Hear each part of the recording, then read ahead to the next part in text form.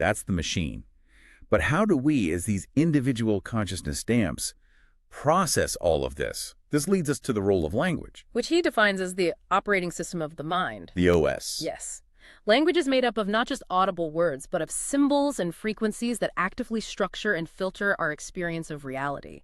And because language is our operating system, the words we choose consciously and unconsciously become absolutely critical. They define the boundaries of our personal reality. Exactly. If your language is manipulated, your perception of truth is manipulated. If you accept rigid, predefined definitions from outside yourself, you're literally restricting your own reality. And this ties directly into the curated narrative that he says dominates the public sphere. Absolutely. The conversation you have with yourself, that internal dialogue, that's the key to personal change.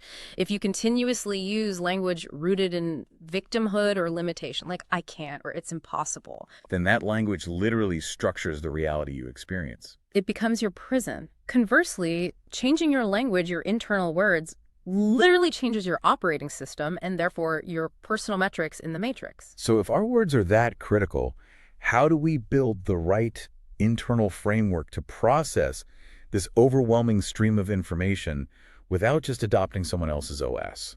That's the million-dollar question. And his answer is what he calls objective neutrality. Objective neutrality. It's the mental filter you need to sort through what he famously calls the tsunami of shit. Right. It is the mental posture that requires you to approach reality without the predetermined definitions or emotional biases imposed on you by external systems, media, education, family, whatever. You have to audit the information and, this is the hard part, remove yourself from the outcome. Detach from the emotional trigger. Completely. And this ties into the path to gnosis, to enlightenment. It's not a race. It's a very rigorous methodology. Right, there's a ladder to it. There is.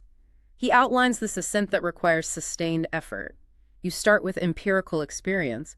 What did you actually see, hear, feel? Not when someone told you about it. Exactly. That raw experience, when you reflect on it, leads to knowledge. Knowledge, when you synthesize it and connect the dots, leads to understanding. Understanding, applied consistently over time, gives you wisdom. And wisdom finally can lead to enlightenment, to gnosis. It's a path. But, as we noted at the start, sometimes the system just skips ahead. The download in the middle of the night. It proves that the universe sometimes just grants gnosis instantly, bypassing that messy, linear accumulation of wisdom. But for most of us, the process of self-examination, critical thinking, and maintaining that objective neutrality in the face of constant information warfare is the only way to get to true understanding.